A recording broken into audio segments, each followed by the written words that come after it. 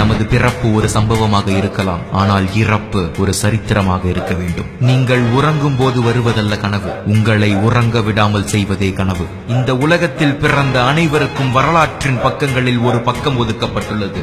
ஆனால் அந்த பக்கத்தை இந்த உலகையே படிக்க வைப்பது உங்கள் கையில் தான் உள்ளது. நீங்கள் சூரியனை போல பிரகாசிக்க வேண்டுமானால் முதலில் சூரியனை போல எரிய வேண்டும். வாய்ப்புக்காக காத்திருக்காதே, உனக்காக வாய்ப்பை நீயே ஏற்படுத்திக் கொள். வாழ்நாள் முழுவதும் வெற்றி பெற வேண்டுமானால் ஒரு எதிரியாவது தேவை. கடவுள் நம்முடன் இருந்தால் நமக்கு எதிராக யார் இருக்க முடியும்? முடியாத விஷயங்கள் குறித்து கனவு காண்பவர்களே அவற்றை வெற்றி கொள்ள முடியும். நம்பிக்கை நிறைந்த ஒருவர் யார் முன்னேயும் எப்போதும் மண்டியிடுவதில்லை. அப்துல் கலாம் அவர்களுடைய சொற்கள். இந்த மாதிரியான நேரங்கள்ல ஊக்குவிக்கவும் ஆறுதல் சொல்லவும் உங்களை மாதிரியான ஆட்கள் இல்லாம ஏங்கி போயிருக்கும். We miss you Abdul Kalam sir. ஆனா நீங்க கத்து கொடுத்துட்டு போன இத்தனை வித்தைகளும் இருக்கு. இன்னைக்கு இல்லைனாலும் கண்டிப்பா ஜெயிப்போம். ஒவ்வொரு இளைஞனுக்கும் வாழ்த்துக்கள். சோறு பொங்கி போட்ட ஒவ்வொரு மனசுக்கும் வாழ்த்துக்கள். வழி நடத்திக்கிட்டு இருக்கிற ஒவ்வொருத்தருக்கும் வாழ்த்துக்கள். கற்றுக் கொடுத்தவர்களுக்கு நன்றி. இவ்வளவு பெரிய மூவ்மெண்ட் ஆவறதுக்கு காரணமாக இருந்த கார்த்திகேய சிவசேனாபதி அவர்கள், ஹிப்ஹாப் தமிழா, இவங்கள மாதிரி பல பேருக்கு நன்றி.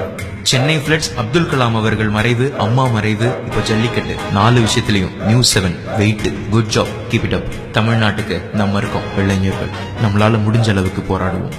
ஒவ்வொரு தங்களுக்கும் பெரிய சல்யூட்.